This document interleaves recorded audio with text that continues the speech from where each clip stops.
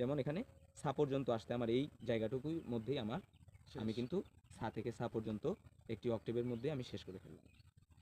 তাহলে আমার এখন এখানে যে জায়গাগুলো আছে এখানে ওই একইভাবে সা রে গা মা পা ধা নি এভাবে বাধা আছে, দেখেন।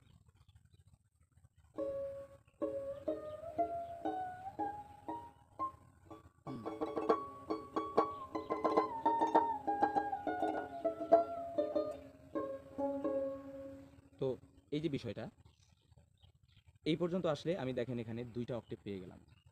এই সা থেকে শুরু করলাম, এখানে এই পর্যন্ত একটা সা পেয়ে গেলাম, আবার এখান থেকে সামনে আবার একটা সা পেয়ে গেলাম। তাহলে এখানে আমার দুই অক্টেভ এই দুই তারে কিন্তু হয়ে গেল।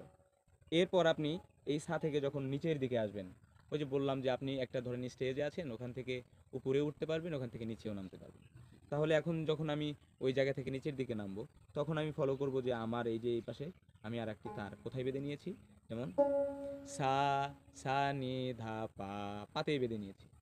তাহলে এই যে পা যে তারটা আসলাম, দেখেন খেয়াল করে হাতগুলো কিভাবে আমার চলতেছে, সা নি ধা পা, পা ধা নি সা, খেয়াল করে দেখেন, পা ধা নি সা, পা ধা নি সা, সা নি ধা পা। তাহলে এখানে কিন্তু আমি পা পর্যন্ত আসলাম। এখন পা থেকে তাহলে আমার উপর আরেকটি স্বর রয়েছে, যেহেতু সেক্ষেত্রে আমি এটাকে কিন্তু সাথে বেঁধে নিয়েছি, আরও নিচে আসার অপশন আমার আছে। সেই ক্ষেত্রে দেখেন কোমল এবং কড়ি সহ আরও 5টি স্বর সঙ্গে 12টি স্বর মিলিত একটি অক্টেভ তৈরি করা হয়েছে। এই অক্টেভ থেকে পরবর্তীতে গিয়ে সেটাকে আপনার 22টি শ্রুতিতে আরও বিন্যাস করা হয়েছে। এবং একটি পর্যায়ে যখন মানুষ সাধনার বলে বা অধ্যাবসায়ের বলে তারা 22টি শ্রুতিকে প্রয়োগ করা শিখে যায় এবং বুঝতে পারে, এটা অধ্যাবসায়ের ফলে হয়। এবং সেই সঙ্গে হচ্ছে যে গুরু ব্যক্তির কাছ থেকেও জানতে হয়, অবশ্যই জানার আছে। তো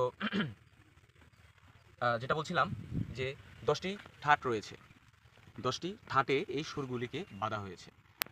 যে স্বরগুলির কথা বললাম যে 7টি 5টি, পরবর্তীতে 22টি শ্রুতি, এই সব কিছুকেই 10টি রাস্তা বা আপনি হচ্ছে যে ধাপ বা ধারায় বাঁধা হয়েছে, আলাদা করা হয়েছে। তো এই বিষয়গুলোর উপরে পরবর্তীতে আবার আলোচনায় আসবো। আজকে এই পর্যন্ত রাখছি। সকলের প্রতি অনেক ভালোবাসা।